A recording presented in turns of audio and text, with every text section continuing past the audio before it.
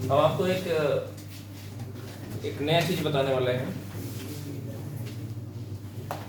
और उसका नाम है नेस्टेड प्रिंटफ। नेस्टेड प्रिंटफ इन सी। ठीक है, नेस्टेड प्रिंटफ इन सी का मतलब होता है प्रिंटफ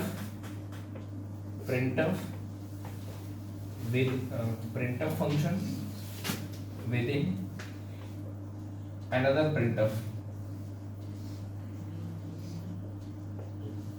ठीक है, मतलब printf के अंदर अगर printf आया हो तो वो किस तरीके से एग्जीक्यूट करता है, किस तरीके से वो वर्क करता है। चलिए देखते हैं। जैसे हमारे पास एक प्रोग्राम है,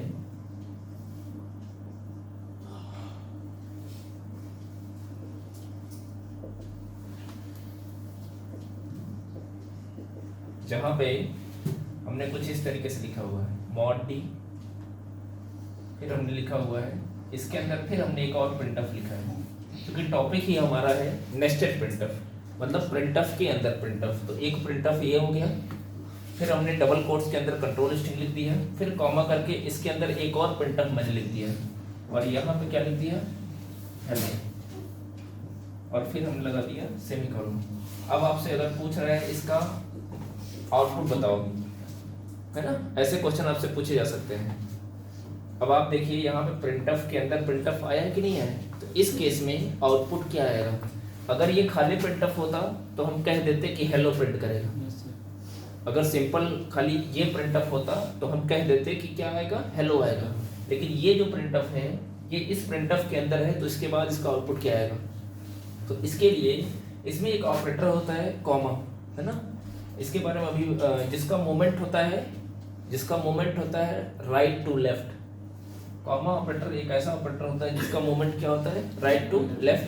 क्योंकि यहाँ printf के अंदर एक ही printf आया है, इसलिए यहाँ पे कॉमा का बहुत ज़्यादा कॉमा के बारे में हमको जानने की जरूरत नहीं है, तो फिर भी मैंने बता दिया कि कॉमा ऑपरेटर भी एक प्रकार का ऑपरेटर होता है जिसका मोमेंट राइट टू लेफ्ट होता है। अब मोमेंट की जरूरत कब पड़ेगी, अभी इसके बाद एक और दूसरा एग्जाम्पल लेंगे, है ना, जहाँ पे कॉमा ऑपरेटर की कॉन्सेप्ट की जरूरत पड़ेगी। अब देखिए यहाँ पे होगा क्या, पहले ये जो printf के अंदर लिखा गया है हेलो, पहले ये प्रिंट करेगा, यानी आंसर पहला क्या मिल गया, हेलो।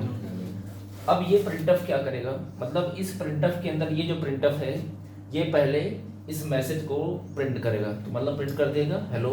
उसके बाद जितने भी printf फंक्शन होते हैं, printf तो एक ही होता ना, मतलब जो printf फंक्शन होता है, मेरे कहने का मतलब जो printf फंक्शन होता है वो प्रिंट करने के बाद एक वैल्यू रिटर्न करता है। या आपसे पूछा जा सकता है कि printf फंक्शन का रिटर्न टाइप बताओ, printf फंक्शन किस प्रकार की वैल्यू को रिटर्न करता है। तो printf जो फंक्शन होता है वो int टाइप की वैल्यू रिटर्न करता है। कैसी वैल्यू रिटर्न करता है, int टाइप की। तो यहाँ पे क्या कर रहा है printf, पहले प्रिंट कर रहा है हेलो को, उसके बाद एक इंटीजर वैल्यू रिटर्न करेगा। वो इंटीजर वैल्यू क्या होगी, number of characters. printf function चूंकि इंटीजर टाइप की वैल्यू रिटर्न करता है, तो ये क्या रिटर्न करेगा, प्रिंट करने के बाद रिटर्न करेगा नंबर ऑफ कैरेक्टर्स। आप बताओ कितने नंबर ऑफ कैरेक्टर हैं, 1 2 3 4 5, मतलब ये रिटर्न करेगा 5। और उस 5 मतलब इसके, ये तो पहले प्रिंट कर दिया, फिर इसकी जगह पे क्या मिला हमको 5। ये 5 क्या है, इसके अंदर मौजूद जो नंबर ऑफ कैरेक्टर हैं। उसके बाद ये क्या करेगा, ये mod d इस 5 को प्रिंट करेगा। तो हम कह सकते हैं कि इसका जो आंसर होगा वो क्या आएगा, हेलो 5। समझ में आ गया, ठीक है। एक और हम एग्जांपल लेते हैं, इसको नोट कर लीजिए फिर दूसरा होगा।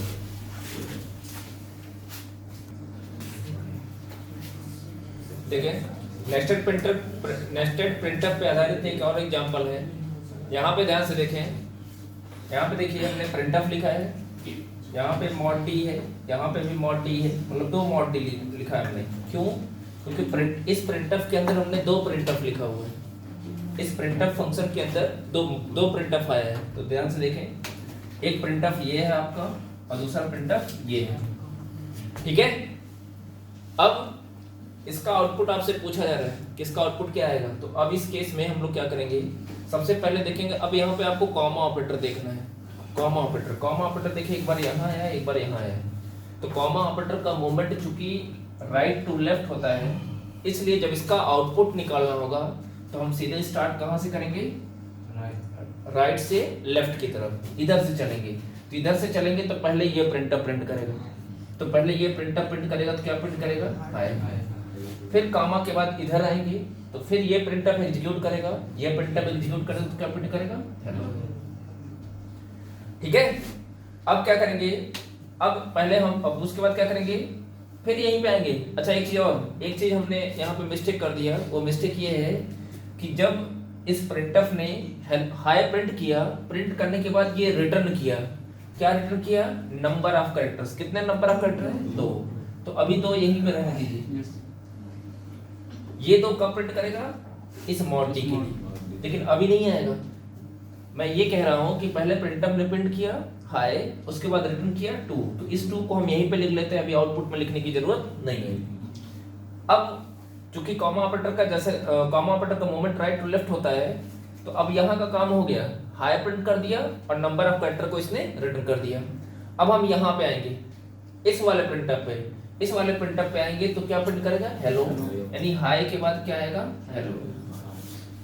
ठीक, अब ये भी क्या रिटर्न करेगा, नंबर ऑफ कैरेक्टर्स, इसके अंदर नंबर ऑफ कैरेक्टर कितने, 5। ठीक है, अब देखिए जब मॉनिटर पर प्रिंट कैसे होगा, पहले हाई फिर हेलो, अब उसके बाद ये मॉड डी किसकी वैल्यू उठाएगा, इसकी नंबर ऑफ कैरेक्टर, मतलब ये 5 कहाँ जाएगा, यहाँ पे।